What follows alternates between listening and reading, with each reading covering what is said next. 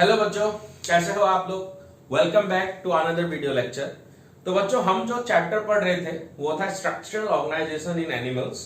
और इस चैप्टर में से हमने बहुत सारी चीजें ऑलरेडी डिस्कस कर ली, ठीक है ना। जैसे कि हमने लूज कनेक्टिव टिश्यू डिस्कस किया, डेंस कनेक्टिव टिश्यू डिस्कस किया, और हम पढ़ रहे थे यहाँ पर स्पेशलाइज्ड कनेक्टिव टिश्यू।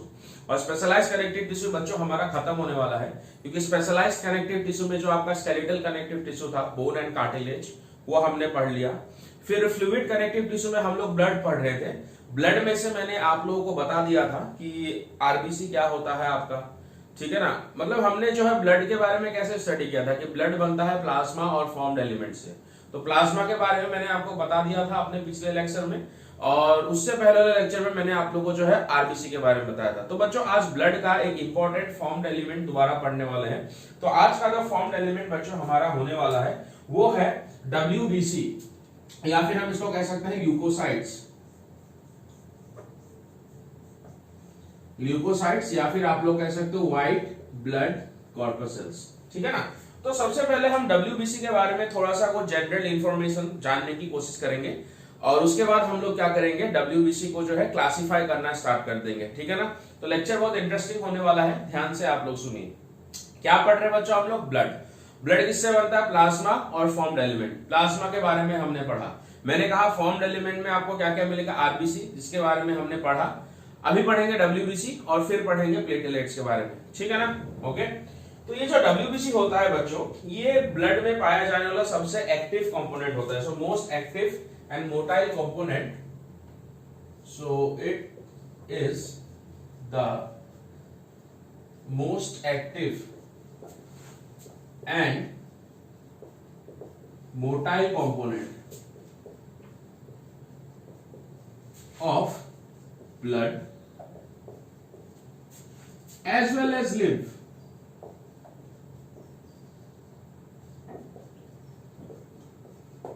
मतलब कि बच्चों ये आपका लिम्फ में भी पाया जाता है, ठीक है ना। So it is the most active and motile component of blood as well as lymph, ठीक है। तो लिम्फ में आपको तो हर तरह के जो है डब्ल्यूबीसी नहीं मिलेंगे, लिम्फोसाइट्स ही मिलेंगे।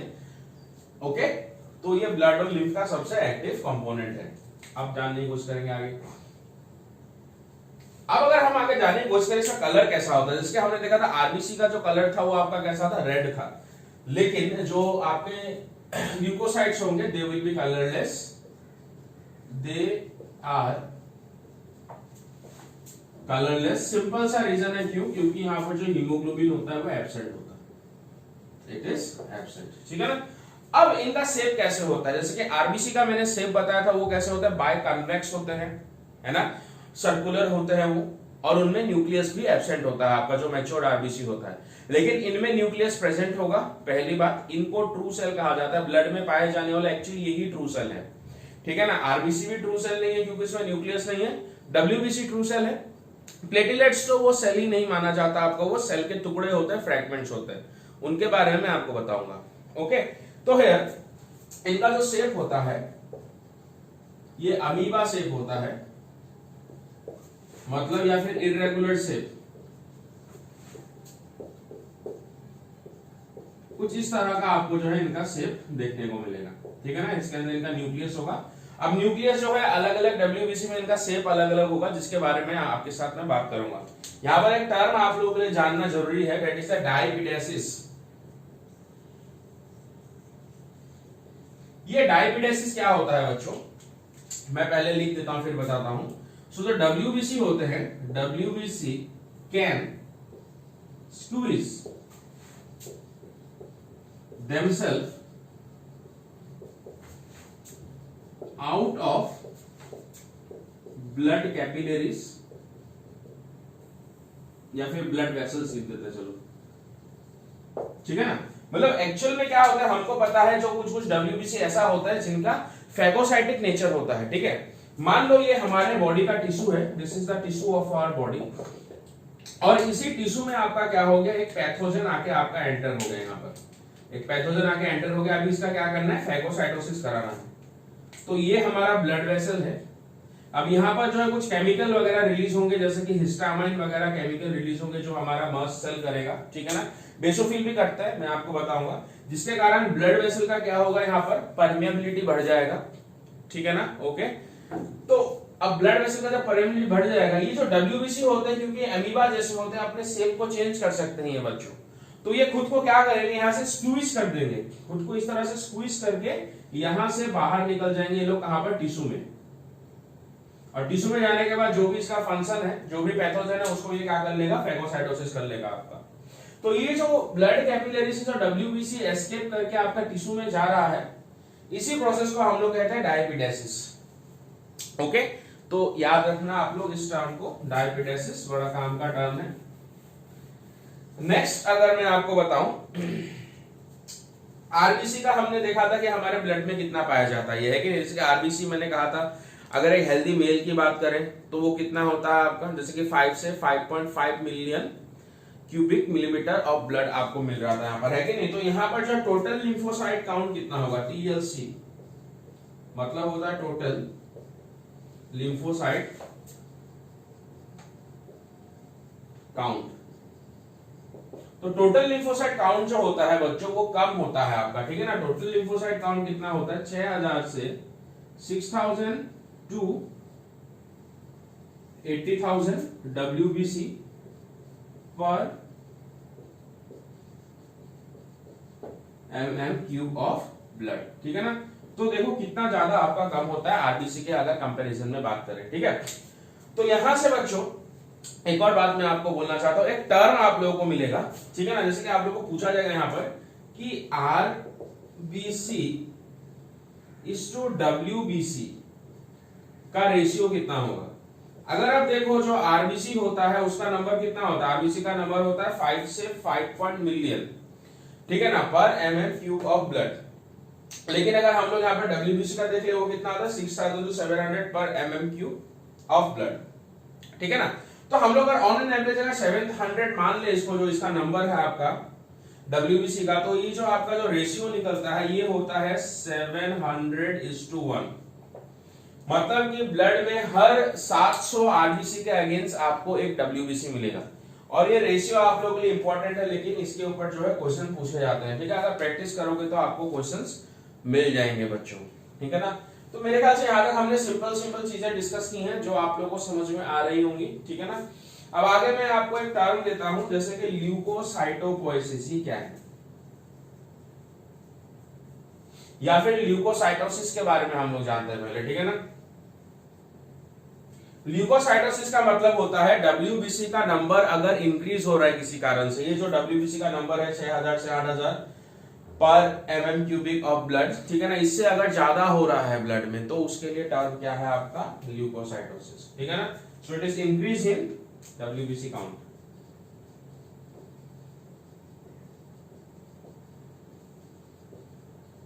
और जो WBC का जो काउंट होता है हमारे बॉडी में वो दो मेन रीजंस के कारण हो सकता है। पहला रीजन, पर्सन को कोई इंफेक्शन हुआ हो, जैसे कोई बैक्टीरियल इंफेक्शन हुआ हो, या फिर उसके बॉडी में कोई पैथोजन वगैरह एंटर हुआ हो, तो बॉडी क्या करेगा, WBC का जो नंबर है वो इंक्रीज कर देगा, ताकि हमारा बॉडी क्या करे, जल्दी जल्दी इन फॉरेन पैथोजन को एलिमिनेट कर सके। ये एक रीजन हो सकता है आपका, ठीक है ना। So due to infection by pathogen, ये एक रीजन हो सकता है बच्चों, ठीक है। किसका रीजन, आरबीसी काउंट इंक्रीज होने का एक रीजन। और दूसरा एक और रीजन हो सकता है बच्चों, एक डिजीज कंडीशन होता है ल्यूकेमिया, ओके। और ड्यू टू ल्यूकेमिया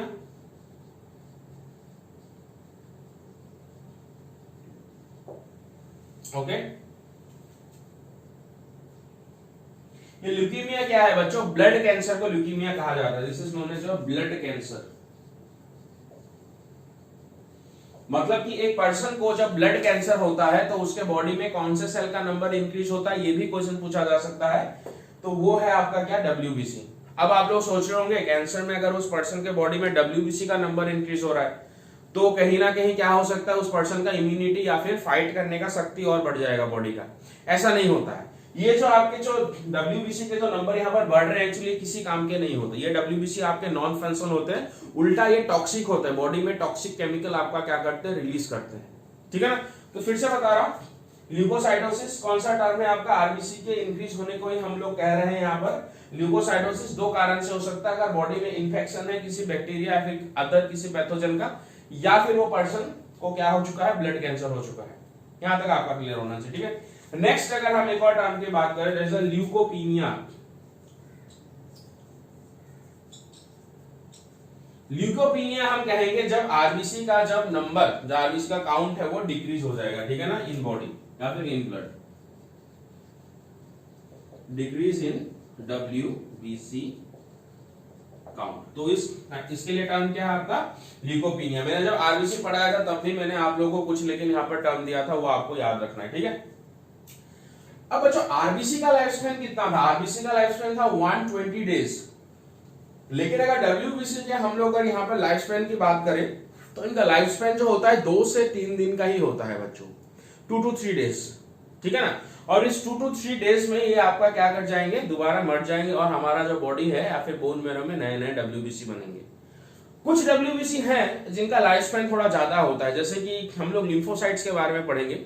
लिम्फोसाइट्स का डिफरेंशिएशन होकर एक और सेल बनता है प्लाज्मा सेल या फिर मेमोरी सेल की बात करें तो उसका जो लाइफ स्पैन हो सकता है वो आपका मान लो 1 महीना, 2 महीना, 10 साल या फिर पूरा लाइफ टाइम भी हो सकता है आपका। लेकिन जनरली बाकी जितने भी आपके डब्ल्यूबीसी हैं उनका जो लाइफ स्पैन होता है 2 से 3 दिन का होता है आपका, ठीक है ना। या फिर हम कह सकते हैं लेस देन ए वीक, कुछ किताब में आपको लेस देन अ वीक मिलेगा, ठीक है ना। तो ये थी जनरल इंफॉर्मेशन डब्ल्यूबीसी के बारे में। अब आगे पढ़ेंगे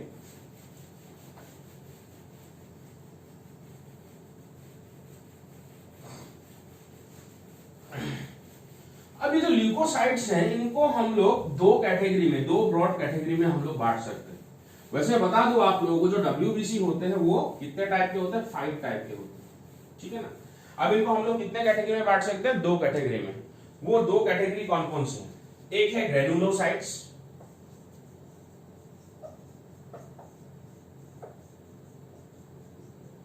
और दूसरे वाले होते हैं ए ग्रेनुलोसाइट्स,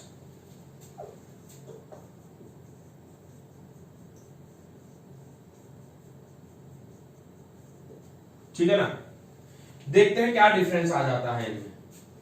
तो 2 ब्रॉड कैटेगरी में हम इनको बांट सकते हैं।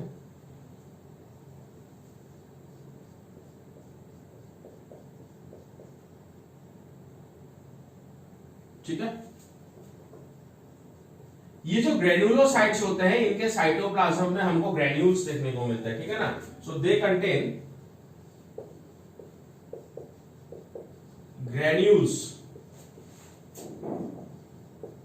in their cytoplasm, ठीक है ना। हम बात करेंगे अभी इनका डिफरेंट टाइप में आपको बताने वाला हूं। और अब एक ग्रेन्युलोसाइट में तो आपको पता चल ही गया होगा, granules are absent in cytoplasm.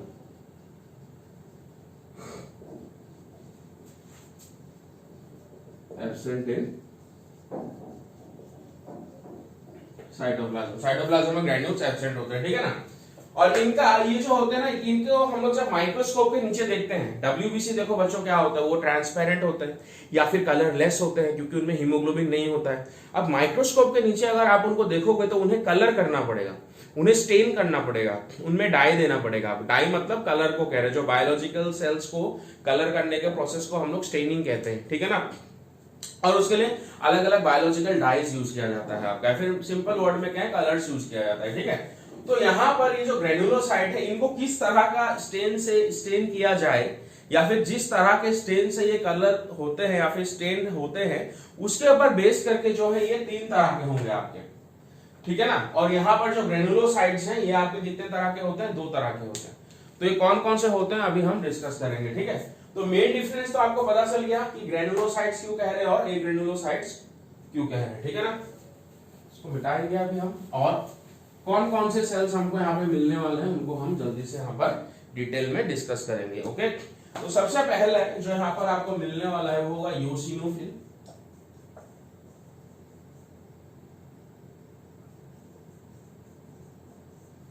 Basophil,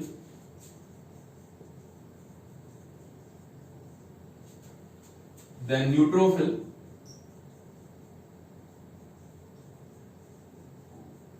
और जो एग्रेनुलोसाइट दो तरह के मिलते हैं, वो होता है आपका मोनोसाइट और लिम्फोसाइट। ये ठीक है ना। तो ग्रेनुलोसाइट कितने तरह के मिल गए हमको? We have got them of two types, three types, eosinophil, basophil and neutrophil. Okay, और ये जो एग्रेनुलोसाइट है वो कितने तरह के हो गए आपके? ये हो गए आपके दो तरह के। कौन कौन से हो गए आपके यहाँ पर? That is your monocyte and lymphocyte. Clear बच्चों? तो अब ये सारे के सारे ये जो 5 तरह के हमको क्या मिल गए यहाँ पर? WBC मिल गए।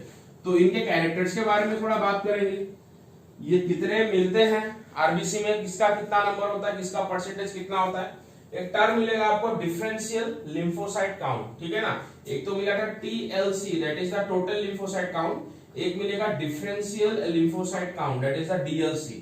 डिफरेंशियल मतलब ये डिफरेंट जो WBC हैं या फिर डिफरेंट जो ल्यूकोसाइट है उनका काउंट कितना होता है, ठीक है। तो TLC तो देख लिया, DLC देखते हैं हम लोग। तो जो इओसिनोफिल होते हैं ये 2 से 3% होते हैं of the total WBC। So they are 2 to 3% of total WBC। Basophil का आपका अमाउंट कितना मिलेगा? बेसोफिल काम होते हैं 0.5 से लेके ये 1% तक आपको मिल जाएंगे, ठीक है ना।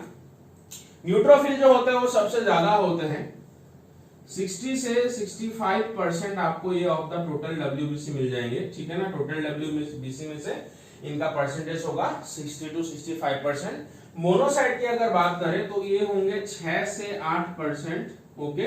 और लिम्फोसाइट के बारे में अगर बात करें तो ये होंगे 20 से 25%। So they will be your 20 to 25%। तो ये हो गया डिफरेंशियल लिम्फोसाइट काउंट, मतलब कि कौन सा लिम्फोसाइट का परसेंटेज कितना है आउट ऑफ टोटल WBC, ठीक है ना। अब एक एक करके हम लोग यहाँ पर डिस्कस करने वाले हैं। ये जो इओसिनोफिल होता है बच्चों, ये आपका बाइलोबेट होता है। इसका न्यूक्लियस कैसा होगा? बाइलोबेट। देखो ये, अच्छा इनका शेप तो मैंने क्या कहा था, इरेगुलर शेप होता है, एनीबॉइड शेप होता है कि नहीं। तो थोड़ा सा इरेगुलर शेप ड्रॉ करेंगे। और इसका जो न्यूक्लियस होगा वो बाइलोबेट होगा, मतलब आपको इसके न्यूक्लियस में कितने लोब देखने को मिलेंगे? You will be able to see 2 lobe. ये एक लोब हो गया, ये एक लोब हो गया आपका, ठीक है ना। और हमने कहा था ना इसके साइटोप्लाज्म में आपको क्या देखने को मिलेंगे? ऑब्वियसली ग्रेन्यूल्स देखने को मिलेंगे। ग्रेन्यूल्स क्यों देखने को मिलेंगे? बिकॉज ये क्या है? ग्रेन्युलोसाइट है, जो मैंने पहले ही कहा था। और इसके साइटोप्लाज्म में आपको ग्रेन्यूल्स देखने को मिलेंगे, ठीक है ना। तो हमें मेंशन कर देंगे बाइलोबेट न्यूक्लियस,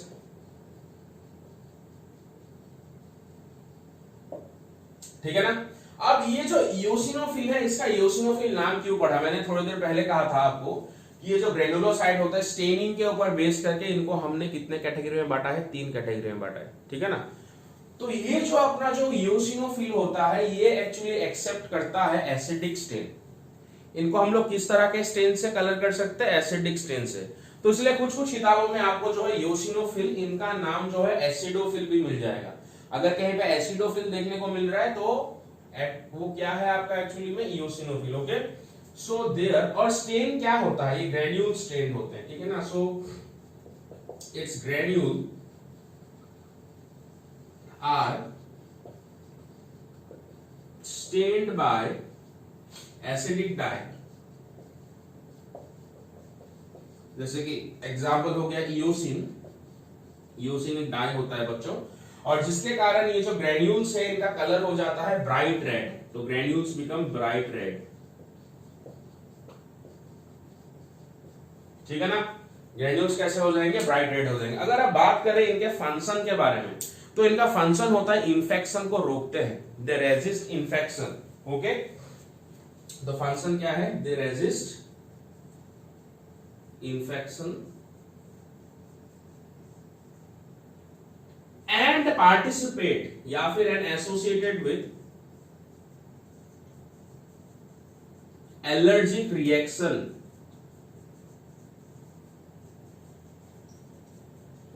जो हम एलर्जी फेस करते हैं, हर पर्सन को किसी ना किसी चीज से एलर्जी होता है, तो उन एलर्जिक रिएक्शन में जो है ये यूसिनोफिल का अमाउंट ज्यादा बढ़ जाता है बॉडी में, ठीक है ना।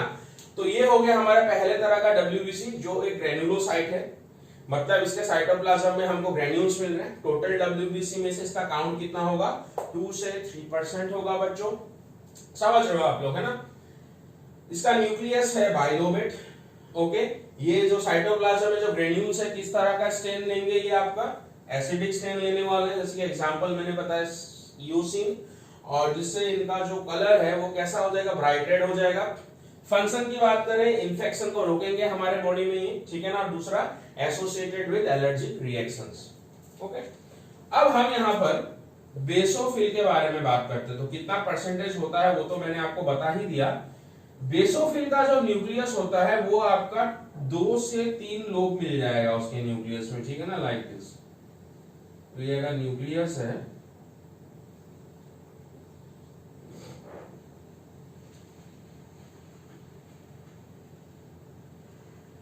तो you will be able to see 2 to 3 lobate nucleus,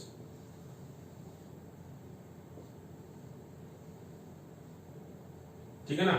2 से 3 लोब मिल जाएंगे न्यूक्लियस में। अब ये जो है बेसोफिल, कहीं ना कहीं नाम से पता चल रहा है इसके अंदर जो ग्रेन्यूल्स होंगे, ठीक है ना।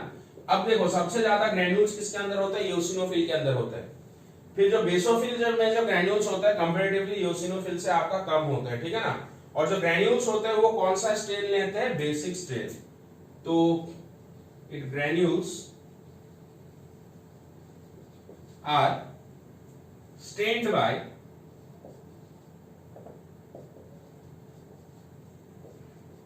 बेसिक डाई, जैसे कि मिथाइलिन ब्लू,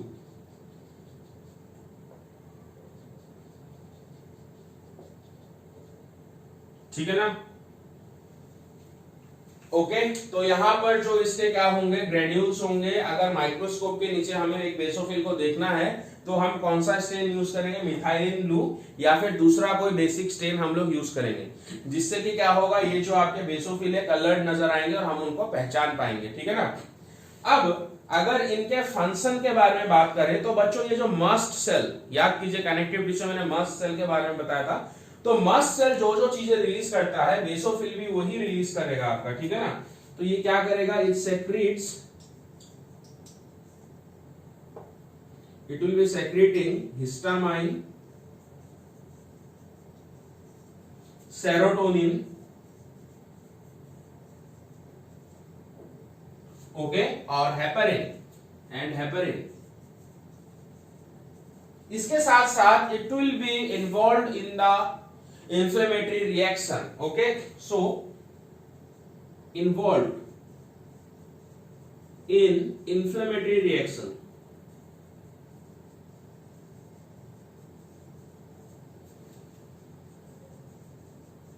अब ये inflammatory reaction क्या होता है बच्चों, ठीक है ना, मैं बता रहा हूं आपको।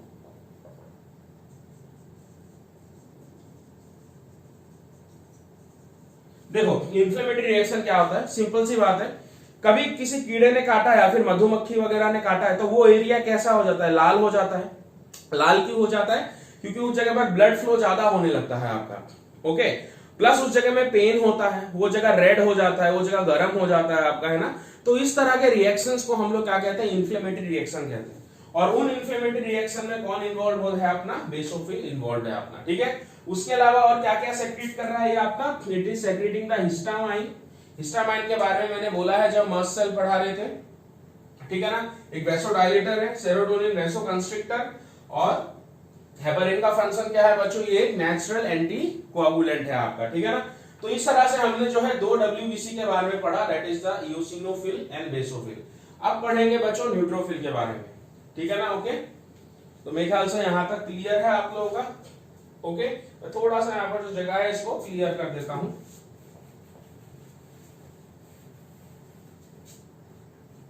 अब देखो जो न्यूट्रोफिल है, न्यूट्रोफिल का जो न्यूक्लियस होगा आपका, उसके न्यूक्लियस में आपको जो है 2 से 7 लोब मिलने वाले हैं। सो 2 to 7 लोबेट न्यूक्लियस, ठीक है, इस तरह से।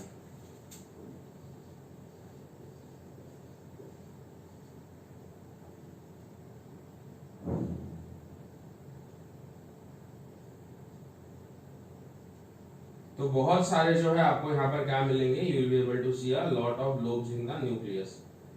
इसके कारण जो है इसका एक और नाम पड़ा है, क्योंकि एक ग्रेन्युलोसाइट है, ग्रेन्यूल्स ड्रॉ करेंगे यहाँ पर। इसके कारण इसका एक और नाम पड़ा है PMNL, ये भी आपको मिल सकता है। PMNL मतलब polymorpho nuclear leucocyte, polymorpho nuclear leucocyte. ऐसा इसका नाम क्यों दिया गया? पॉली मतलब मैनी, मॉर्फो मतलब मॉर्फोलॉजी, किसका मॉर्फोलॉजी? न्यूक्लियस। तो न्यूक्लियस का जो मॉर्फोलॉजी इसमें अलग अलग होगा, ल्यूकोसाइट। क्यों? देखो हमारे बॉडी में कुछ न्यूट्रोफिल ऐसे होंगे जिनके न्यूक्लियस में आपको 4 लोब मिल रहा है, कुछ न्यूट्रोफिल ऐसे होंगे जिनके न्यूक्लियस में आपको 6 लोब मिल जाएगा, कुछ न्यूट्रोफिल ऐसे होंगे जिनके न्यूक्लियस में आपको 7 लोब मिल जाएगा। तो न्यूट्रोफिल अलग अलग तरह के हो रहे हैं, अलग अलग न्यूट्रोफिल में अलग अलग तरह का न्यूक्लियस मिल रहा है आपको। तो मॉर्फोलॉजी, पॉलीमॉर्फोलॉजी किसमें नजर आ रहा है? न्यूक्लियस में। तो इसीलिए जो है न्यूट्रोफिल को PMNL कह रहे हैं हम लोग, पॉलीमॉर्फो न्यूक्लियर ल्यूकोसाइट्स। तो मेरे ख्याल से टर्म अगर आपको पहले अगर आगे मिला तो आप लोगों को जो कंफ्यूज नहीं होना है, ठीक है। अब बात करेंगे न्यूट्रोफिल के स्पेशल चीज के बारे में बात करेंगे, जो क्वेश्चन पूछा जाता है फिर से नीट में, जैसे कि mammals, in the females of mammals, okay, या फिर मैमेलियन फीमेल्स हैव, मैमेलियन का जो मैमल्स होते हैं, मैमल्स के जो फीमेल्स होते हैं, उनका जो न्यूट्रोफिल होता है उसमें आपको इस तरह का एक डंबल, एक स्टॉक होगा, इस तरह से मान लो एक स्टॉक है, और उस स्टॉक से जो है डंबल जैसा एक स्ट्रक्चर आपको जुड़ा हुआ देखते को मिलेगा, इस तरह से जुड़ा होगा आपका, ठीक है ना। This structure is known as your Barr body. Structure को क्या कहेंगे? Barr body. लेकिन ये फीमेल में ही मिलेगा, मेल में नहीं मिलेगा। ये पूछा जाता है कि ये जो बार बॉडी है किसके न्यूट्रोफिल में मिलेगा, मेल, फीमेल या फिर दोनों के ही, ठीक है ना। तो आंसर क्या होना चाहिए आपका यहाँ पर? Answer would be your female neutrophil. और ये किसके फीमेल के न्यूट्रोफिल में मिलेगा? मैमल्स के। और ये इस न्यूक्लियस से कैसे जुड़ा होगा? With the help of stock, ठीक है ना।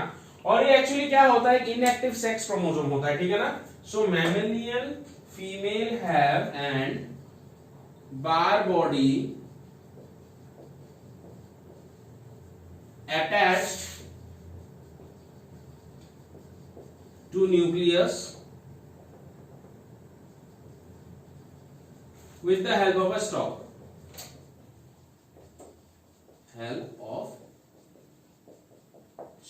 ठीक है ना। और ये एक्चुअली क्या है आपका? This is a sex chromatin,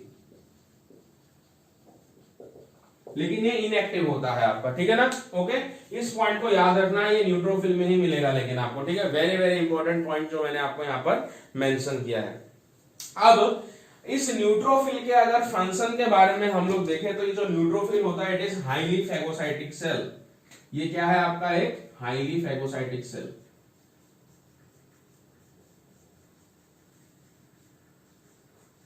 ये हाईली फैगोसाइटिक सेल है। देखो बच्चों, सारे के सारे WBC फैगोसाइटिक नहीं होते, जैसे कि हमने यहाँ पर डिस्कस है, ये दो नहीं है न्यूट्रोफिल, लेकिन फैगोसाइटिक है। मोनोसाइट भी फैगोसाइटिक होगा, लेकिन अभी मैं बताने वाला हूँ, ठीक है।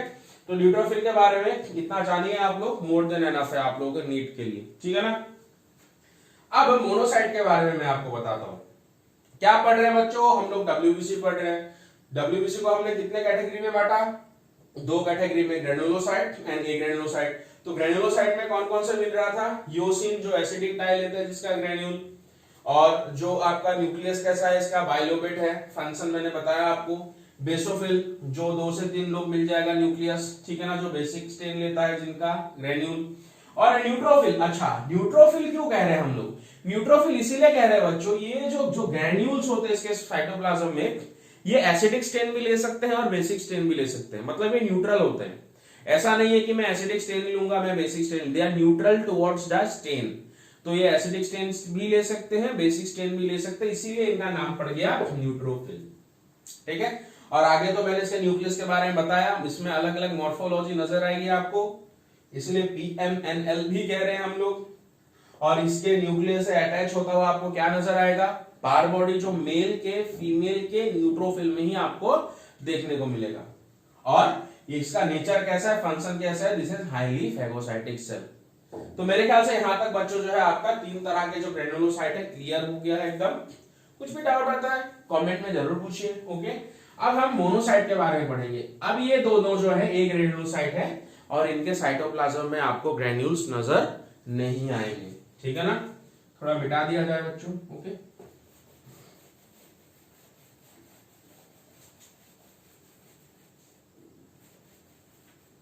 इसको मिटा देता है क्योंकि मेरे को जगह चाहिए होगा। ओके, तो अगर मोनोसाइट के बारे में अब हम डिस्कस करें यहां पर, if you talk about monocyte now, तो जो मोनोसाइट होता है बच्चों ये सबसे बड़ा WBC होता है। ठीक है ना, ये सबसे बड़ा WBC होता है और इसका जो न्यूक्लियस होता है किडनी के शेप का होता है। कैसा होता है, न्यूक्लियस इज किडनी शेप।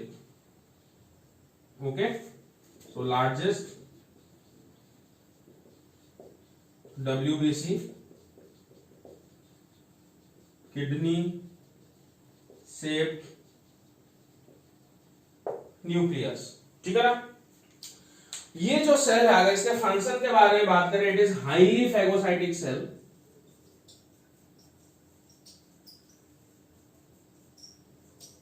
ये आपका हाईली फैगोसाइटिक सेल होता है। ठीक है ना, मतलब ये क्या करेगा, it will engulf the pathogens. अगर बॉडी में कोई पैथोजन वगैरह आ रहा है तो उसका फैगोसाइटोसिस कर लेगा, उसको किल कर लेगा। ठीक है ना, तो एनगल्फ पैथोजेंस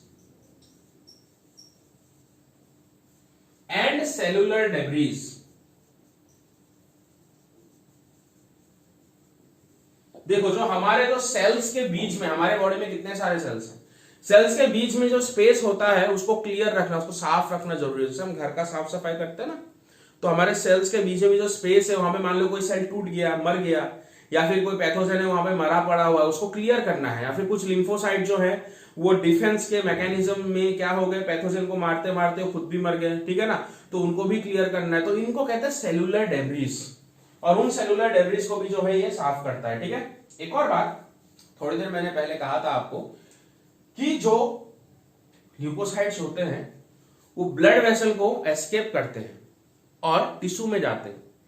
अब जब मोनोसाइट एक ब्लड वेसल को एस्केप करेगा और वो टिश्यू में जाके रेसाइड करेगा, तो उस मोनोसाइट को तब हम अब मोनोसाइट नहीं कहलाएंगे, उसको कहलाएंगे मैक्रोफेज। तो हमारे बॉडी के अलग अलग टिश्यू में अलग अलग मैक्रोफेज मिलेंगे आपको, जो फिर से एक फैगोसाइटिक सेल ही है। उस टिश्यू में अगर कोई पैथोजन आ जाता है तो उसको वो क्या करेगा, आपका एनगल्फ कर लेगा और किल कर देगा। ठीक है ना, तो यहां पर जो अगर हम बात करें जो मोनोसाइट है, मोनोसाइट से ही क्या बनता है आपका मैक्रोफेज। ठीक है ना, so they have the capability to change into macrophage. So when present in tissue they are called macrophages। तो तब हम इनको लेकिन मैक्रोफेज कहेंगे, इंपॉर्टेंट पॉइंट। ठीक है ना, तो इस तरह से जो है हमने मोनोसाइट के बारे में डिस्कस किया। अब हमारा लास्ट का जो लास्ट का जो हमारा ल्यूकोसाइट बाकी है वो है लिम्फोसाइट। अब लिम्फोसाइट के बारे में मैं आपको बताता हूं। ठीक है ना, ये सारा मिटा देते हैं बच्चों। ठीक है, बस लिम्फोसाइट को रखते हैं अभी। ग्रेनुलोसाइट तो तीनों आपको पता चल गया कौन कौन सा है, और एक ग्रेनुलोसाइट में तो मैंने आपको अभी अभी मोनोसाइट बताया, और लास्ट वाला भी मेरे को आपको बताना है वो है आपका लिम्फोसाइट। फंक्शंस याद रखने हैं आपको, किसका परसेंटेज कितना है टोटल WBC में से वो याद रखना है, और किसका न्यूक्लियस किस शेप का है वो आपको याद रखना है। ये सारे के सारे जो है इंपॉर्टेंट होंगे लेकिन यहाँ पर WBC के क्लासिफिकेशन में। ठीक है ना, अब आखिरी तरह का एक ग्रेनुलोसाइट दैट इज लिम्फोसाइट। तो लिम्फोसाइट कुछ इस तरह के सेल्स होते हैं, सेंट्रल न्यूक्लियस आपको देखने को मिल जाएगा।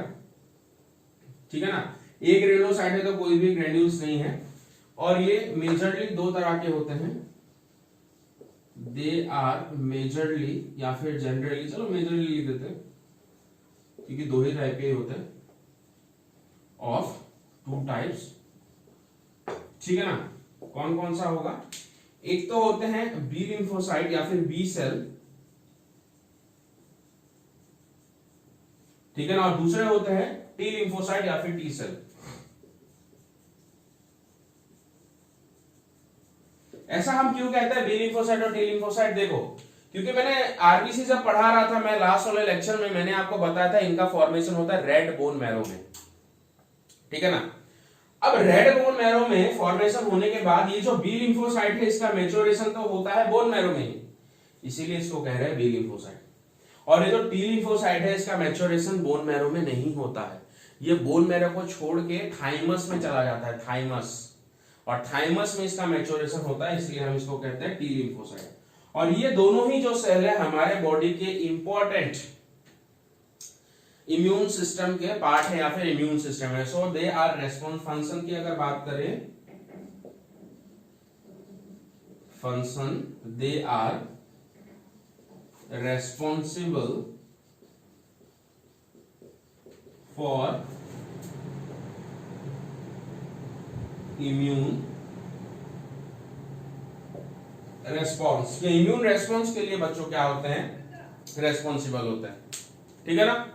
सो they are responsible for immune response. और लेटर ऑन क्लास 12th में जब हम लोग एक चैप्टर पढ़ेंगे ह्यूमन हेल्थ एंड डिजीज, तो उस चैप्टर में जो है बच्चों आप लोगों को इन दोनों सेल के मैकेनिज्म के बारे में पढ़ना है, मतलब कि किस तरह से जो है ये इम्यून रेस्पॉन्स में हमको हेल्प करते हैं। जैसे कि सेल मीडिएटेड इम्यूनिटी हम लोग पढ़ेंगे, ओके, ह्यूमरल मीडिएटेड इम्यूनिटी हम लोग पढ़ेंगे, सो तब का तब, ओके। और इनका क्या फंक्शन होता है? They produce serum globulin, they produce serum globulin, मतलब ये एंटीबॉडीज का प्रोडक्शन करते हैं, ठीक है ना। So they will be responsible for production of antibodies, जो किसको किल करते हैं? अगेन पैथोजेंस को किल करते हैं, ठीक है ना, ओके। तो इतना जानिए अभी इनके फंक्शन के बारे में। तो हमने जो है डब्ल्यूबीसी खत्म कर दिया, ठीक है। तो डब्ल्यूबीसी में मैंने कि जैसे कहा आपको क्या क्या मिल रहा है, ग्रेन्युलोसाइट और एग्रेन्युलोसाइट। ग्रेन्युलोसाइट में हमको क्या मिला? Eosinophil, basophil and we have got neutrophil. और इधर ग्रेन्युलोसाइट में हमको क्या मिला? यहाँ पर मोनोसाइट और लिम्फोसाइट। इनका सारा डीएलसी मैंने बताया आपको, उसके साथ साथ इनका जो न्यूक्लियस के शेप के बारे में बताया, कौन सेल कैसा स्टेनिंग लेता है, किसका क्या फंक्शन है, okay. So we have discussed. अब हमारा आखिरी बच जाता है यहाँ पर फॉर्म्ड एलिमेंट में, that is the thrombocytes, okay, या फिर प्लेटलेट्स। उनके बारे में भी हम लोग यहाँ पर क्विकली डिस्कशन कर लेते हैं अभी।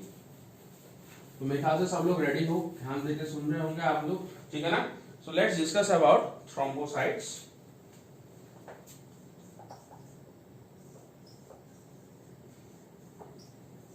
थ्रोम्बोसाइट्स के बारे में बात करें या फिर इनको हम लोग जनरली प्लेटलेट्स कहते हैं।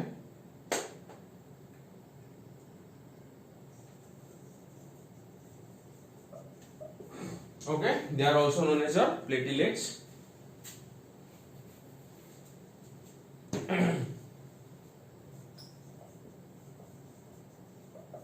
अभी जो थ्रोम्बोसाइट्स होते हैं या फिर जो प्लेटलेट्स होते हैं, सबसे पहली बात तो ये ट्रू सेल नहीं होते, they are the fragments of cell,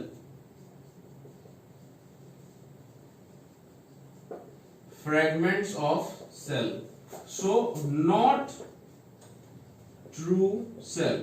और अगर आप लोगों से क्वेश्चन पूछ लिया जाए कि आपका जो फॉर्म्ड एलिमेंट्स में से ट्रू सेल कौन सा होता है, तो आंसर होगा डब्ल्यूबीसी, क्योंकि उसमें न्यूक्लियस होता है आपका और वही एक ट्रू सेल होता है। आरबीसी में ट्रू सेल नहीं होता है क्योंकि मैच्योर्ड आरबीसी में न्यूक्लियस नहीं होता है, और ये तो सेल के फ्रेगमेंट्स होते हैं, टुकड़े होते हैं, तो इनको हम लोग ट्रू सेल कंसिडर नहीं कर सकते।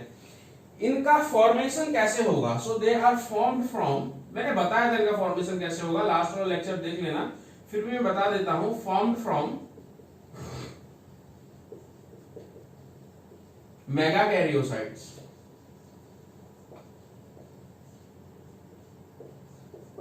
तो मेगाकैरियोसाइट के फ्रेगमेंटेशन से ही जो है ये बनते हैं आपके, ठीक है ना, ओके। इन और कहां बनेंगे? रेड बोन मैरो में बनेंगे। अगर इनके टोटल काउंट के बारे में बात करें तो इनका जो टोटल काउंट होता है वो होता है 1.5 लाख से 3.5 lakh. Okay, total count is your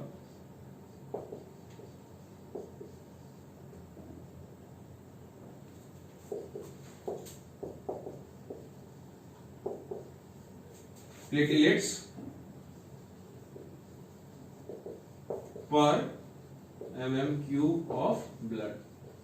मतलब कि सबसे ज्यादा क्या होंगे आरबीसी, देन प्लेटलेट्स, और सबसे कम क्या होंगे डब्ल्यूबीसी। ठीक है ना? ओके, 5.5 मिलियन मैंने कहा था, 1.5 से 3.5 लाख, 6,000 से 8,000। ठीक है ना? Like this. ओके, अब देखते हैं इनका फंक्शन क्या होता है आपका। अच्छा, लाइफ स्पैन लेस देन होगी। Okay, less than a week, 1 हफ्ता या फिर 1 हफ्ते से भी कम जो है इनका लाइफ स्पैन होता है आपका, और ये कंटिन्यूस हमारे बॉडी में बनते रहते हैं बच्चों, इनकी कमी नहीं होती है। ठीक है ना? अब अगर इनके फंक्शन के बारे में बात करें, सो दे सेक्रीट प्लेटलेट फैक्टर। ठीक है ना? ये क्या सेक्रेट करता है? Platelet factor. जब हमारे बॉडी में बच्चों इंजरी हो जाती है, कोई कट लग जाता है, क्लॉटिंग मैकेनिज्म हम पढ़ेंगे, तो उस टाइम पे जो प्लेटलेट्स होते हैं कुछ प्लेटलेट फैक्टर सेक्रेट करते हैं।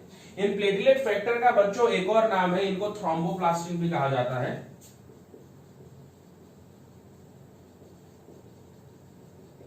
और ये जो है ये किसका हेल्प करेंगे? They are involved in blood clotting. Very important. ये हमारे बॉडी में जो है इनका प्रॉपर जो काउंट है, ये जो काउंट है ये मेंटेन होना जरूरी है। तभी अगर हमारे बॉडी में अगर कोई कट लग जाता है तो तुरंत जो है ये प्लेटलेट्स एक पाथवे एक्टिवेट कर देते हैं आपका, और जहां पर ये प्लेटलेट फैक्टर 3 होता है हम बात करेंगे, या फिर थ्रोम्बोप्लास्टिन रिलीज करते हैं, और जो ब्लड क्लॉटिंग मैकेनिज्म का एक इंपॉर्टेंट कंपोनेंट होता है आपका। इसीलिए तो किसी पर्सन के बॉडी में अगर प्लेटलेट काउंट कम हो तो उसका जो खून कट जाने से खून जल्दी रुकता नहीं है, और वो ब्लीडिंग के कारण अल्टीमेटली उसका डेथ भी हो सकता है आपका। ठीक है ना बच्चों? नेक्स्ट अगर हम बात करें एक वर्ड थ्रोम्बोपोइसिस।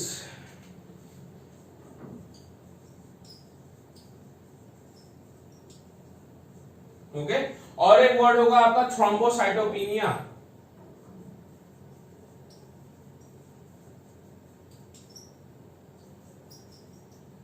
थ्रोम्बोसाइटोपिनिया क्या होता है? जब प्लेटलेट्स का काउंट गिर जाता है, जब उनका नंबर गिर जाता है, 1.5 लाख से 3 लाख उनका नॉर्मल रेंज है, इससे अगर कम किसी पर्सन के बॉडी में हो, means decrease in platelet count,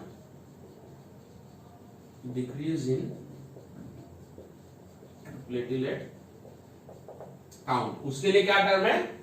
thrombocytopenia. और थ्रोम्बोपोइसिस क्या? It is the process of formation of thrombocytes या फिर platelets. Process of formation of platelets,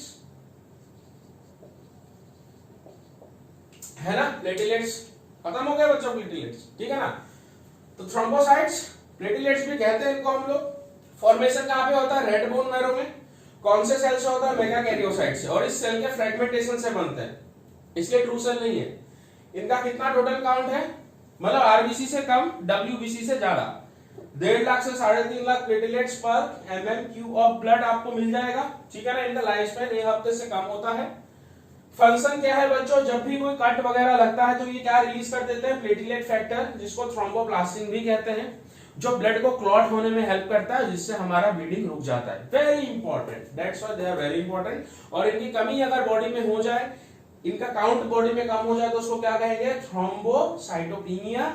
और इनके फॉर्मेशन के प्रोसेस को क्या कहेंगे? थ्रोम्बोपोइसिस। तो बच्चों इसके साथ ही जो है हमने आज ब्लड को खत्म कर दिया। अगले क्लास में जो है फ्लूइड कनेक्टिव टिश्यू का हम लोग लिम्फ पढ़ेंगे।